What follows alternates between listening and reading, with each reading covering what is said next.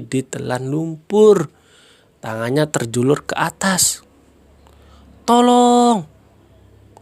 Tanah menutup mulutnya, sunyi.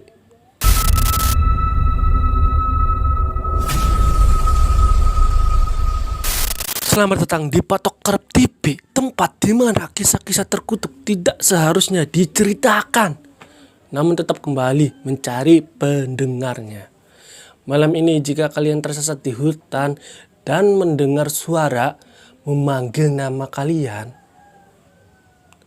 jangan jawab. Karena di hutan terlarang ini yang menjawab tidak pernah pulang. Inilah kisah berjudul Hutan yang Melarang Manusia untuk Pulang.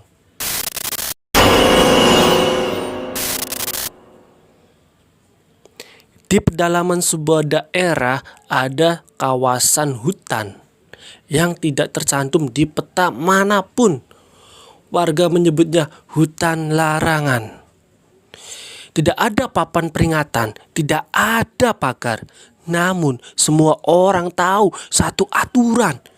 Jangan masuk, dan jika terlanjur masuk, jangan pernah mengikuti suara. Konon hutan itu hidup dan ia membenci manusia. Suatu malam, 3 orang pendaki, Raffi, Juna, dan Aldi, tersesat saat kabut turun terlalu cepat. Kompas mereka berputar tidak wajar, ponsel mati bersamaan.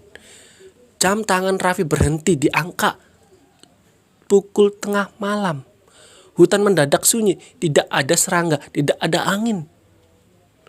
Lalu terdengar suara, Raffi,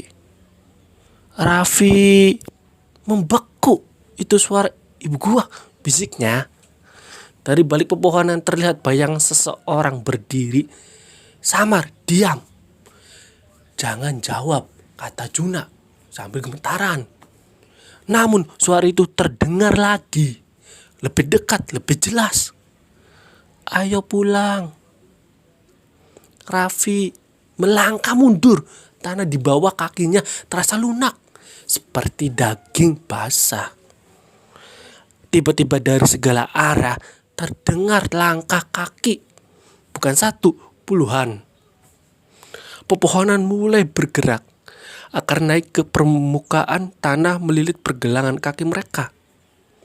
Aldi berteriak saat kakinya ditarik ke tanah. Ia tenggelam perlahan seperti ditelan lumpur. Tangannya terjulur ke atas. Tolong! Tanah menutup mulutnya, sunyi. Raffi dan Juna berlari, namun hutan berubah. Jalan berputar kembali ke tempat yang sama. Di hadapan mereka berdiri banyak sosok. Tinggi, kurus, kulitnya menyatu dengan kayu. Wajahnya kosong, berlubang seperti sarang serangga. Mulut mereka terbuka bersamaan.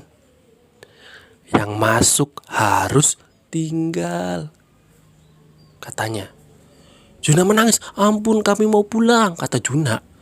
Salah satu sosok mendekat, lehernya panjang. Suaranya berderak seperti ranting patah. Hutan ini lapar. Tanah amblas, Juna ditarik akar pohon, tulangnya berbunyi retak sebelum hilang di dalam tanah. Raffi tersisa sendiri. Ia berlari tanpa arah, napasnya tersenggal. Tiba-tiba ia melihat cahaya jalan keluar. Ia berlari sekuat tenaga dan terjatuh.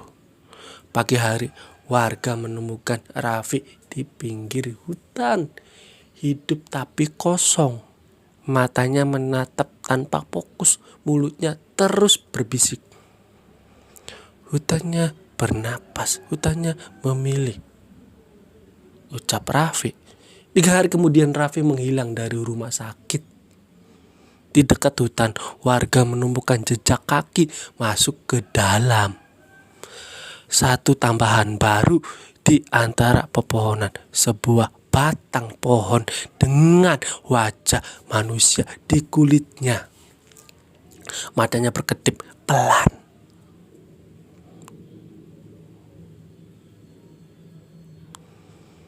Jika kalian masuk ke hutan terlarang dan mendengar suara memanggil nama kalian, ingatlah satu hal, hutan bukan kosong. Dan hutan itu bukan sendirian, ia hanya sedang menunggu. Saya pamit dan sampai jumpa di kisah horor berikutnya, hanya di Potok Kerep TV.